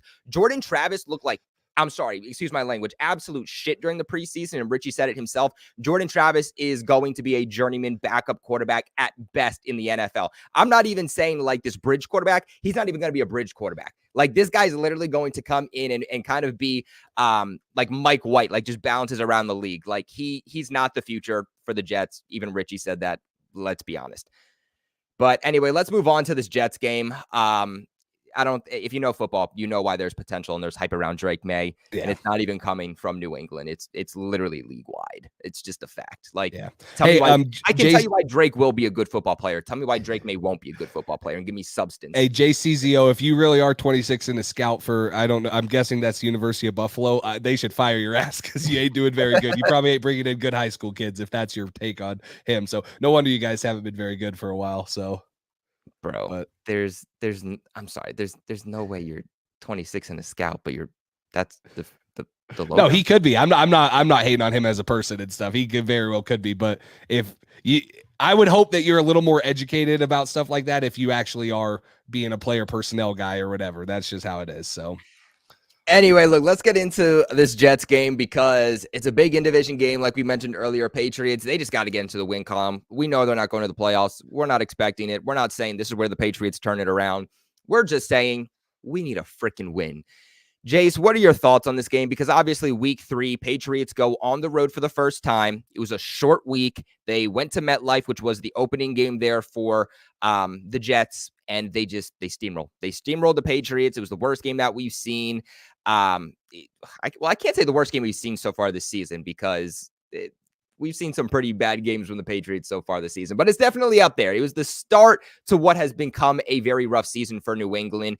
They couldn't stop the run. They couldn't stop Aaron Rodgers scrambling. They couldn't stop the passing. And offensively, they just couldn't get anything going with Jacoby Brissett. Something different New England is going to have here now is the fact that they do have Drake Maye. Now, not saying Drake Maye is going to be their Lord and Savior and put up 40 points or anything like that, but obviously we touched on the statistics earlier. Drake Maye has changed the atmosphere. He has changed the philosophy of this offense and has made them a lot more explosive. The talking points over the last 2 weeks offensively for New England have not been the quarterback position. It hasn't been the passing game. It's surprisingly been the Patriots' inability to run the ball. So, Jace, what are your thoughts on this game? What are your predictions? And what do you think is going to just be the outcome here? Yeah, this is going to be a tough game, right? The pass rush is obviously going to be something that the Patriots are going to have to deal with. Hassan Reddick, great talent. We don't even know what his conditioning's like, but he freaking is a top 5 guy in sacks in the NFL the last couple years he's played. And so he's going to be a threat. Now, one thing I found interesting about the Jets actually blitz one of the least amount of times in the NFL. So if you look at their pass blitz rate, the New York Jets only blitz on 28% of the time. The highest in the NFL is Tampa Bay at almost 53%. Most of their pressures, they're bringing 5 guys. So I think that they are so reliant. Will McDonald is having a great year. He has 8 sacks already. 80. Sorry, not 80. He has 8 sacks. Quinnen Williams is a dog in the middle. Hassan Reddick coming back is going to add another element. I think that they're very comfortable with not blitzing Drake Maye, especially with how good he's been against the blitz. I think that they're going to be content with saying, hey, we're going to get home with 4, especially with how bad the Patriots offensive line is, or hey, we're going to get home with 5 and we're going to bring some pressure. And then we're going to rely on Sauce Gardner and the secondary to pounce on things like that. So I think this is going to be a little bit more of a challenge. These guys have dudes all over the field, right? Like Sauce Gardner, one of the best corners in the league. He does get a little bit penalty happy, but the dude is one of the best corners in the league. They obviously have guys that can get home. That's going to exploit our pass blocking. So I'm a little bit nervous, honestly, of how it's going to go. If I'm talking about the Jets offense, there's not much that scares me. Do they have guys? Yes. Breece Hall is very scary, very electric. They just haven't clicked. It also scares me because Aaron Rodgers can look as bad as, he can be the worst quarterback in the league one week. He can be the best quarterback the next week, especially at how old he is and the injuries coming off of. He just hasn't hit that consistency yet. So I don't know what we're going to get out of their offense. They obviously have a lot of talent. Garrett Wilson, they just added Devontae Adams, Breece Hall, Aaron Rodgers.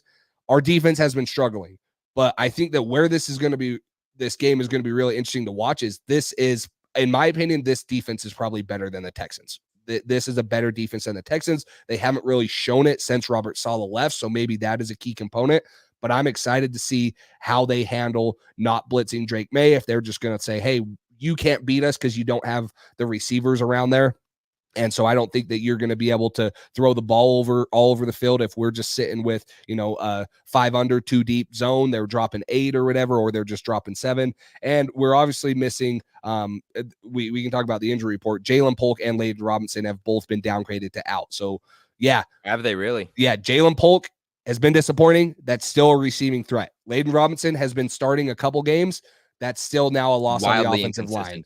Wildly inconsistent, but it's still, the dude can be a starting offensive lineman in the NFL if he can figure it out. So there's a lot of unknown in the Patriots offense going into this game. Yeah, shout out to Jimmy Casket for the $2 donation. Says Pat's Roundtable should only be used for mock draft. Don't worry, we're going to be starting mock drafts soon. And that's the thing too. Like, it doesn't even hurt when people say stuff like this, because we knew, Patriots fans put themselves in the mindset knowing that this wasn't going to be a good season.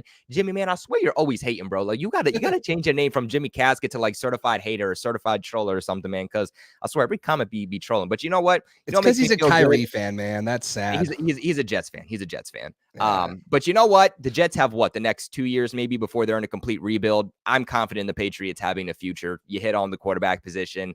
You have over $130 million in cap space. We might suck right now, but at least I know that we're building towards something.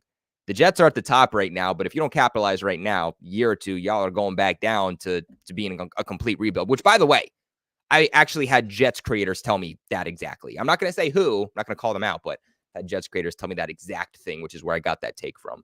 But the way that I see this is the Jets are surprisingly disappointing. Yeah.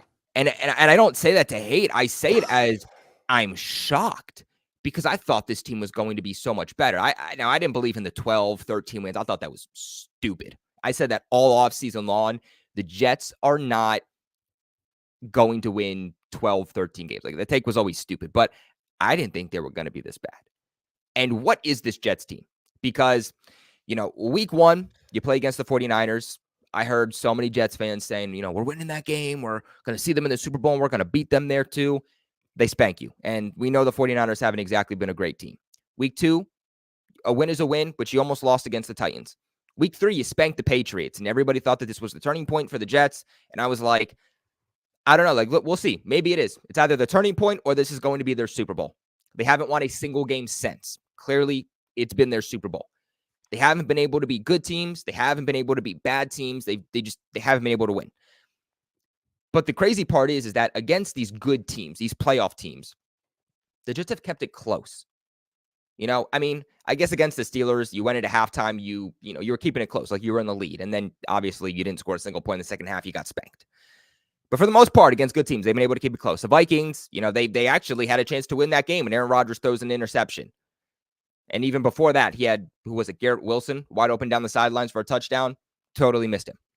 So again, they've had these opportunities to win against good teams. They've kept it close for the most part, but they don't win. Against the Broncos, not a very good team. I mean, I guess they're trending towards being a good team. They'd be in the playoffs right now, so I guess let's call it like it is. They are a playoff team. You're not able to win. And to me, it comes down to coaching. Because this Jets team, they have all the talent in the world, offensively, defensively. And when I saw that Davante Adams trade, I said, when it comes to the two big moves between Amari Cooper and Davante Adams, I said, I think the bigger impact will be Amari Cooper, but I think the team that needed the move the most was the Jets. Offensively, defensively, you have one of the best rosters in the NFL, one of the most talented rosters from top to bottom in the NFL. But this team hasn't been able to capitalize on it. And so I see Hassan Reddick coming back. I see Davante Adams coming back, and I say, that's great because you need the firepower clearly. You need Davante Adams to open up that offense and open up Garrett Wilson because you can't force feed Garrett Wilson the football. It's very clear. Defensively, you guys have been pretty good, but you could still use some more pass rush outside of Will McDonald, like you mentioned, Jace. So I think that's going to help them. But if I'm a Jets fan, why am I confident that these guys are going to come in and make us a playoff team? I've been saying this the last couple of weeks, and I'll stand by it even after these moves for the Jets. Is there still a chance for them to make the postseason? Yes, 100%. But the Bills are going to be the only one to make the playoffs. The Jets aren't. The Patriots aren't. The Dolphins aren't. It's just not going to happen. Because, again, even before Davante Adams, even before Hassan Reddick, you had so much talent, and you've still lost, and you've done nothing with it. And so you're adding more talent. How am I supposed to believe that you're going to get the best out of it? And I feel bad for Jets fans. I feel bad for these Jets players. It's not their fault. It's really not. It's not Aaron Rodgers' fault. It's not Garrett Wilson's fault. It's not Breece Hall, Braylon Allen, Sauce Gardner. It's the coaching staff. And at the end of the day, a good coach can make a bad roster look good, and a bad coach can make a great roster look bad. And unfortunately for the Jets and Jets fans, that second one is exactly what we're seeing. We're seeing such a bad coaching staff and the inability to put their players in positions to succeed, and that's why they're losing. You fired Robert Saleh, which I think was the right move, but it wasn't the right time to do it. And in life, timing is everything. It can be the right move. It can be the right decision, but if you make that decision at the wrong time, it can bite you in the ass still. And I think that's what's happening with Robert Saleh, is that I think he was getting better as each week went on. Would I say if he was still here, you would be a playoff team? No, he was still going to be fired during the offseason. But this is week 3 of an interim head coach. You made this decision, 5 weeks into the NFL season? And I think that's hurting them. I think there's a lack of identity. I think that firing shook the Jets locker room. And I think it's hard for them to get the best out of their players because of it. But when talking about this game and this game alone, you're going to win. And it shouldn't be a big takeaway. When you beat the Patriots, I don't care if you beat them by 3 points. I don't care if you beat them by 40 points. And Richie said the same thing. It doesn't matter how you beat them. There's really no takeaway. And unfortunately, as much as it sucks if you're a Jets fan, there's only one possible takeaway from this game. And that's if you lose. Because if you lose to the Patriots, you're getting clowned by the entire National Football League because the Patriots are arguably the worst team in the NFL. They really might be worse than the Panthers right now. And I mean, maybe I'm being a little too harsh, but there's a real argument that the Patriots are the worst team in the NFL. And it's in large part because they're beating themselves. They're continuously having self-inflicted wounds. It doesn't matter how confidently you beat New England because this is a game you should win. If the Jags could blow them out, the Jets, who have one of the best rosters in the NFL, should be able to confidently beat them. So I think if I'm a Jets fan, I'm expecting a win, but I'm hoping that this is the turning point to where Davante Adams breaks out. You get some confidence. It changes the locker room. You start to get some motivation within that locker room. You get people to start re-believing in this team a little bit. It starts opening up the offense and the defense. You hope that Hassan Reddick comes in and changes the defensive side of the football. And like I alluded to, you hope that Davante Adams comes in and he kind of changes the atmosphere. But I think it's also very similar, the Patriots and the Jets, in terms of their offenses, which is crazy to say. But I think both of these teams want to run the ball to open up the pass, but right now they have to pass the ball to open up the run. Braylon Allen and Breece Hall, I really do believe they are one of the best 1-2 punches in the NFL. And it's not anything you can debate. But we haven't seen that in weeks now. In fact, the Jets have quickly become one of the worst rushing attacks in the NFL over the last few weeks. And it's mind-boggling to me. Like I can't understand it. The Jets also had a top 10 offensive line. That offensive line for the Jets has been wildly inconsistent over the last few weeks. And I'm sitting here as a Patriots fan being like, what's happening with the Jets right now? Like the best parts of your team to start the season have quickly dwindled down. What is going on? But this is also a New England Patriots team that I don't know how many weeks it's been at this point, but they've allowed a 100-yard rusher, and they're allowing running backs to average at least 4 yards against them on the ground on average. I think that Breece Hall is going to have a good game. I think Braylon Allen is going to have a good game. I say Breece Hall goes over 100. I say Braylon Allen puts up, I would say, probably another 40, 50 yards. Breece Hall gets into the end zone once. Braylon Allen gets into the end zone once or twice. But I think that if you're a Jets fan, the Jets need to figure out how to get back on track, because we saw the potential to have a good offensive line. We saw the potential of having a good running game. And as wild as this is to say, Jace, I think if the Patriots have any chance at beating the Jets, which is, again, crazy to say, I can't believe these words are coming out of my mouth, but I want Aaron Rodgers passing the ball.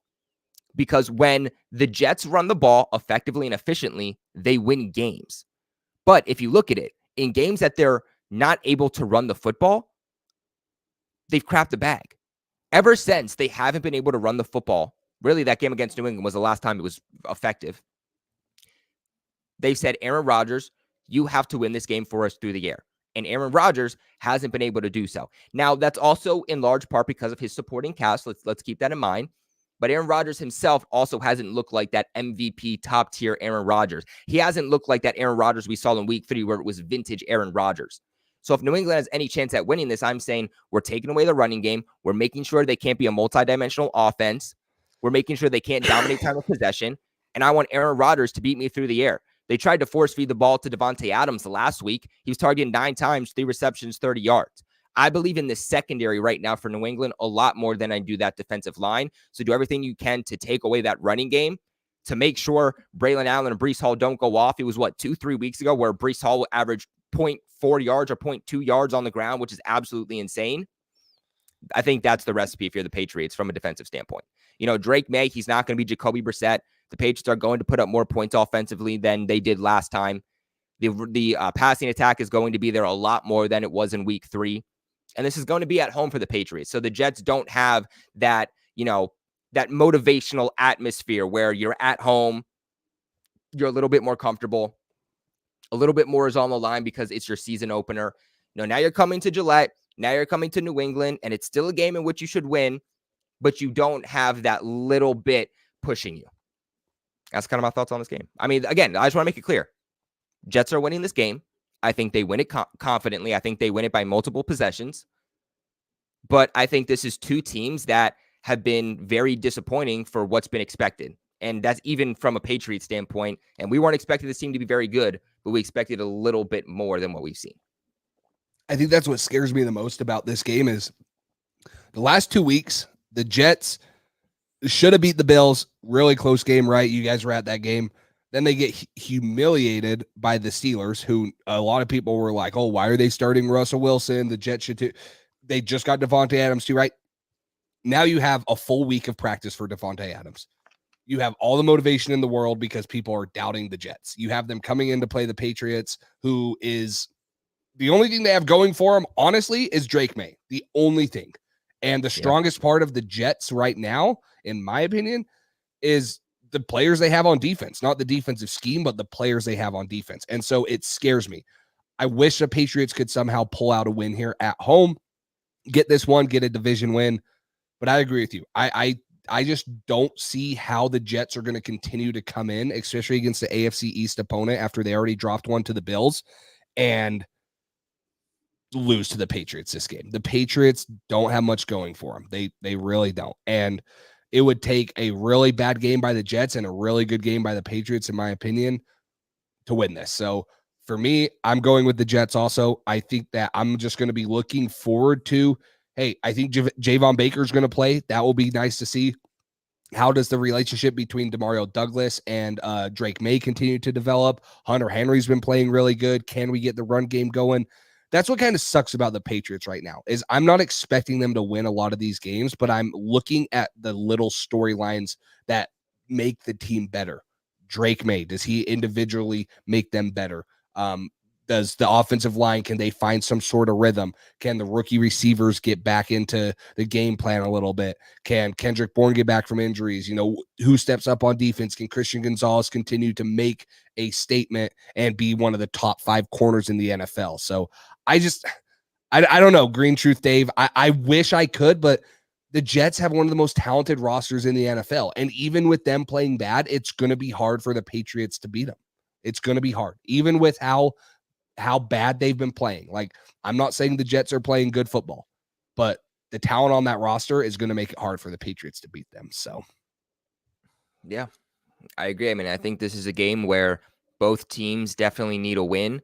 I think if you're Jerod Mayo, you're kind of treating this like a playoff game, which is crazy to say.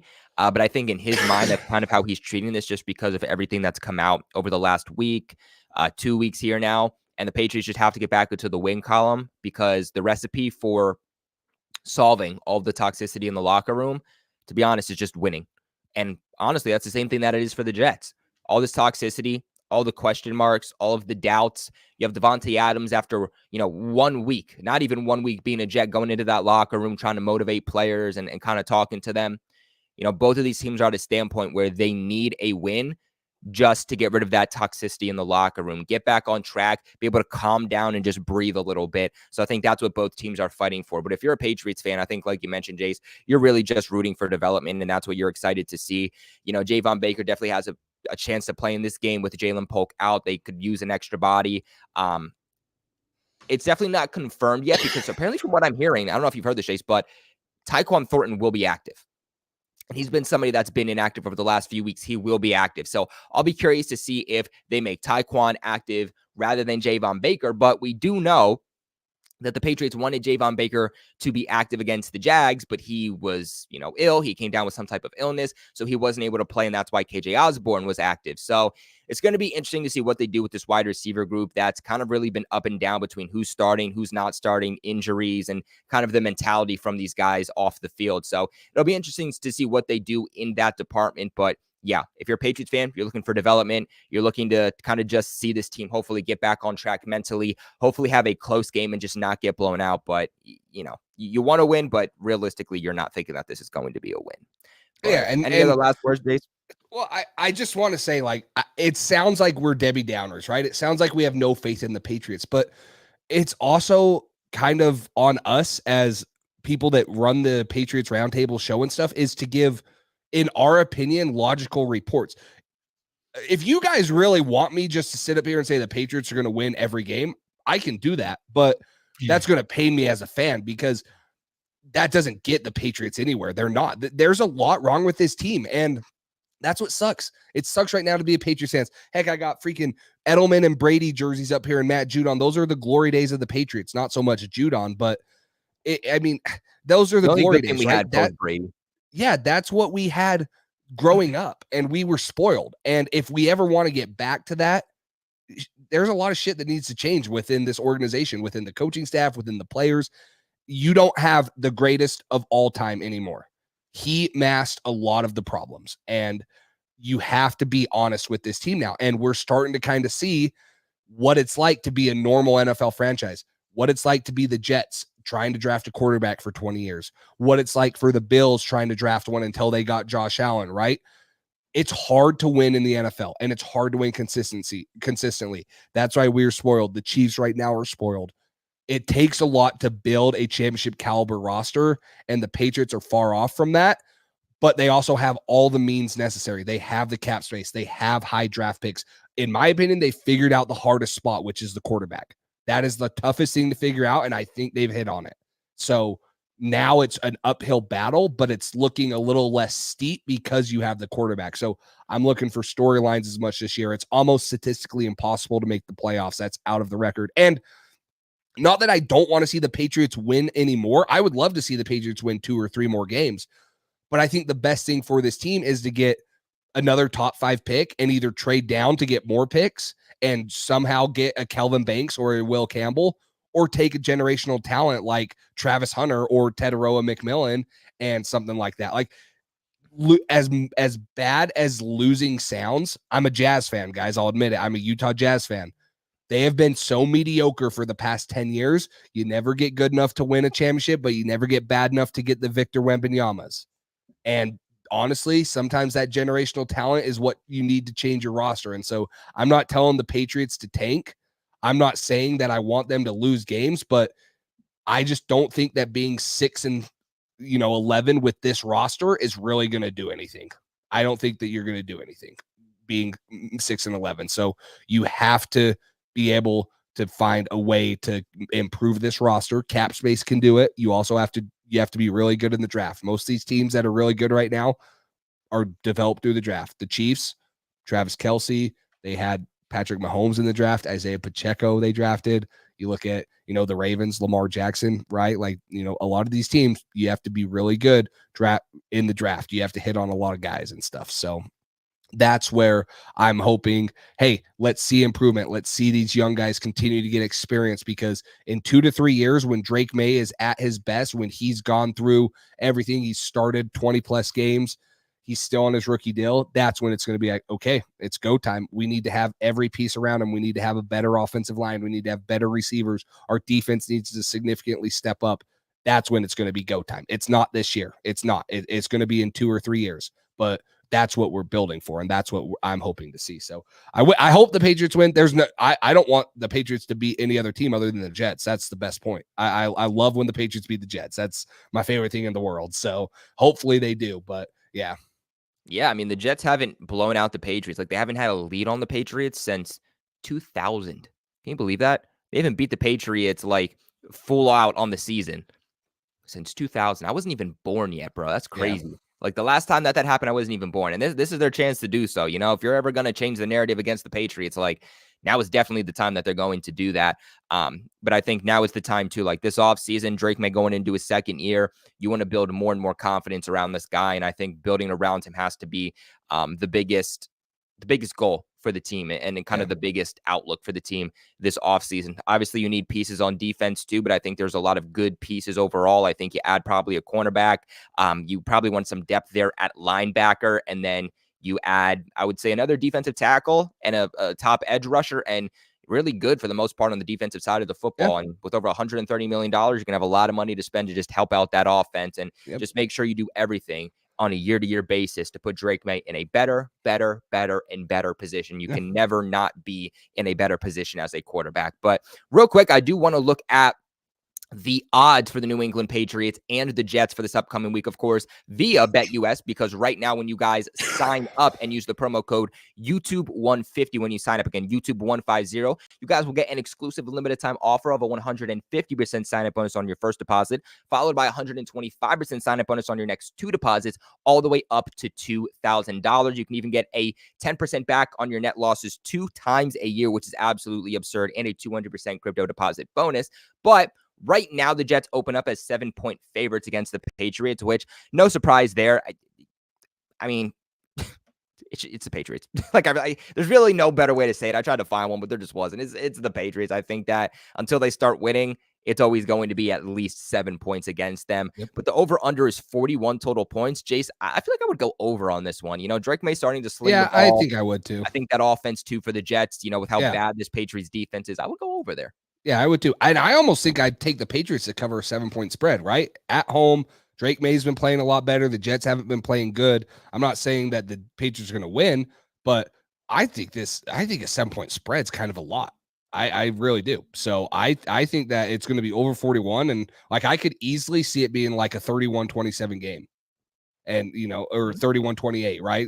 Something like that. 34-31, 34, 27, something in that range. I could see it being a pretty close game. AFC East in division. I think that 7 is kind of a lot. So, hey, well, you guys let us know in the comment section. What do you think about this game and these odds? Let us know.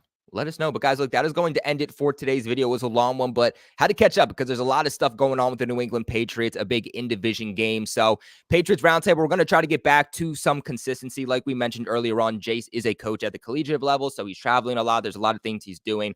Obviously, a lot of things that I'm doing here with Patriots Global and obviously Roundtable Sports and hosting. So we're definitely trying to fit it into the schedule. We know that during the offseason, it'll be a lot easier to be on here on a weekly basis and make a lot more Patriots content, which is where you guys are probably at anyway. But we're definitely going to try to be back here soon to talk about where the Patriots are, how Drake Maye is developing moving forward. Jace, do you have anything coming down the pipeline that you kind of want to promote here?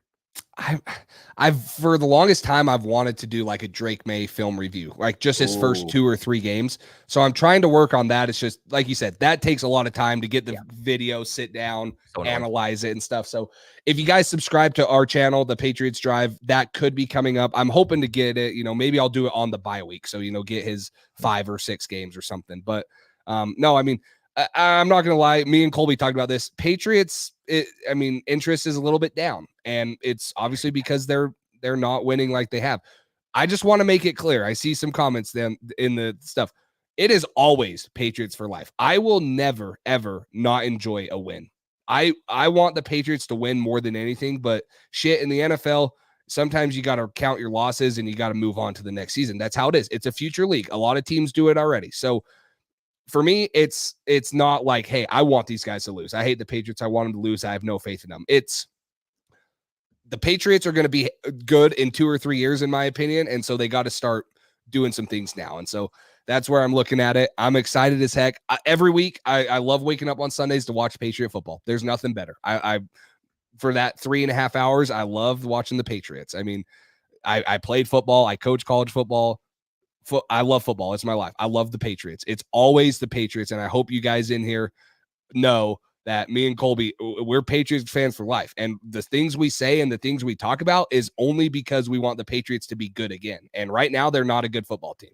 That's point blank, period. They're not a good football team. And you guys can mask it and say, whatever. But in my opinion, winning 6 or 7 games this year might not be the best thing for them. They're going to have a pick in the 15th or 20s. And they need elite talent. They need a lot of really good talent. They do. And they do have money to spend on that. And so I would love it if they win 6 games. I think you would too, Colby. It would make the last half of the season a lot funner if we started winning some. But also, I don't think we should count on it because I as a football fan and looking at other teams and the teams we play, it's hard to see the Patriots winning 5 more games. That would get them to 6 wins. So we'll see. It's always go Patriots. I hope every time you guys see us on, you guys come support. It's always, in here to talk and, hopefully see the Patriots get back to the Super Bowl again one day. That it will happen. It'll happen. Who knows when, but it will happen. We'll get there. I have faith. Yeah, man. Keep your friends close. Keep your enemies closer, whether you like the Patriots or you hate the Patriots. But, like Jay said, man, it really it's heartbreaking. I'm not going to lie to you. It's actually really heartbreaking to see how this fan base has kind of dwindled down over us sucking. And I understand, like, when you're having a Sunday off and you just want to relax, like, you don't want to be stressed. You got to go back to work the next day. You're working the entire week. Like, last thing you want to do is watch the New England Patriots get blown out. I get that, but this is the damn 6-time Super Bowl champion New England Patriots. This is the most successful franchise in NFL history. And you know what? There are teams who have been down this bad for 20 years. We've been down this bad for 2 years. Everyone's trying to say we suck. Everybody's trying to say we sucked since the post-Tom Brady era. No, we didn't. In 2020 with a terrible roster, we were 1 or 2 games away from going to the playoffs with Cam Newton. In 2021, we went to the playoffs. In 2022, we held our own fate. If we won week 18, we went to the playoffs. It's really this year and last year that the Patriots have sucked. And, again, if you can't be here when we're winning and we're going to Super Bowls consistently, then don't, I think I messed it up. If you can't be here when we suck, then don't be here when we're winning Super Bowls and going consistently. So, yeah, like I literally looked at the analytics for like the search term for the New England Patriots, and it's literally almost completely flatlined. So support your team, love your team, figure out where their strengths and their weaknesses are. And definitely support your creators, because especially through hard times, they need you the most. But guys, we really appreciate you guys for tuning in, hearing us talk about some New England Patriots football. Again, make sure you check out Jace from Patriots Drive. Hey, we already have his channel linked in the description box below. Make sure you guys check out my channel at Patriots Global, also linked in the description box below. I have a video coming out a little bit later today about some players that the New England Patriots could trade before the trade deadline.